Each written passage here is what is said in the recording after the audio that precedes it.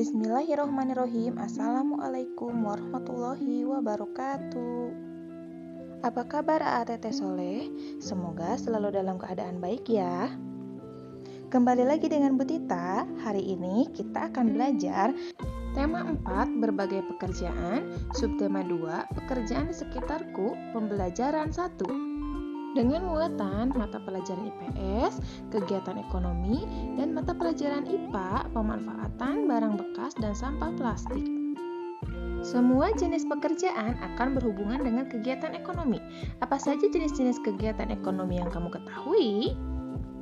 Ya, betul. Kegiatan ekonomi terdiri dari kegiatan produksi, kegiatan distribusi, dan juga kegiatan konsumsi. Kegiatan produksi yaitu kegiatan ekonomi yang menghasilkan barang untuk memenuhi kebutuhan sehari-hari. Pelaku atau orang yang melakukan kegiatan produksi disebut produsen.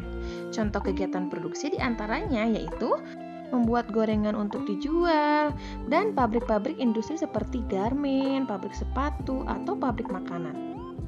Kemudian kegiatan distribusi yaitu kegiatan yang menyalurkan atau mengantarkan atau menjual barang dari produsen sebagai pembuat dan konsumen sebagai pembeli. Pelaku atau orang yang melakukan kegiatan distribusi disebut distributor. Contoh kegiatan produksi yaitu sales produk makanan, pedagang atau penjual, atau juga toko swalayan. Kemudian selanjutnya, kegiatan konsumsi yaitu kegiatan yang menggunakan barang atau membeli barang yang dibutuhkan. Pelaku atau orang yang melakukan kegiatan konsumsi disebut konsumen. Contoh kegiatan konsumen yaitu belanja kebutuhan makanan di pasar. Dari ketiga jenis kegiatan ekonomi tadi, kamu pernah menjadi pelaku ekonomi yang mana? Apakah sebagai produsen, membuat sesuatu untuk kebutuhan orang lain, atau sebagai distributor, menyalurkan atau menjual produk, atau sebagai konsumen, menggunakan atau membeli produk? Coba kalian perhatikan kegiatan pada gambar berikut. Di pasar banyak sekali terdapat kegiatan ekonomi. Kegiatan ekonomi apa yang kamu lihat pada gambar ini? Ya, betul. Di pasar terdapat kegiatan ekonomi, distribusi, dan juga konsumsi.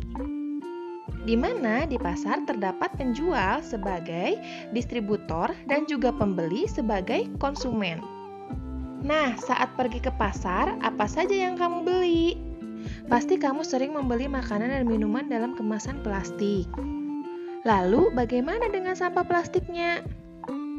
Sampah plastik sulit terurai atau sulit hancur dan tidak membusuk, sehingga menimbulkan banyak pencemaran lingkungan. Salah satunya mengurangi daya serap kualitas tanah sehingga air hujan banyak tergenang dan menimbulkan banjir. Berikut 5 jenis sampah plastik yang sulit terurai, yaitu kantong plastik, botol plastik, sedotan plastik, kemasan saset, dan juga styrofoam. Dapat dilihat dari kemasan produk pada tahun 90-an sampai sekarang tahun 2022 kemasannya masih bagus. Sampah-sampah plastik tersebut memerlukan waktu yang sangat lama beratus-ratus tahun agar dapat terurai dan hancur. Tahukah kalian dampak dari adanya sampah plastik untuk lingkungan? Dampak sampah plastik untuk lingkungan diantaranya yaitu mengurangi kualitas daya serap tanah sehingga tanah menjadi kurang subur dan tanaman tidak dapat tumbuh dengan baik, dan kurang maksimal menyerap air hujan sehingga dapat menyebabkan genangan air dan bencana banjir. Kemudian, dampak sampah plastik juga menyumbat aliran air dan pembuangan air sehingga dapat menyebabkan terjadinya bencana banjir. Bagaimana ya agar sampah plastik dapat berkurang dan tidak mencemari lingkungan? Perhatikan benda-benda dari hasil daur ulang berikut. Ada pot bunga, ada tempat pensil, ada dompet, dan juga ada pot benih tanaman. Tahukah kalian dari apakah benda-benda daur ulang ini terbuat? Ya, betul, benda-benda daur ulang tersebut dibuat dari hasil memanfaatkan barang bekas dan sampah plastik. Di antaranya yaitu kaleng bekas cat, kemudian botol plastik bekas air mineral, dan juga plastik kemasan bekas kopi.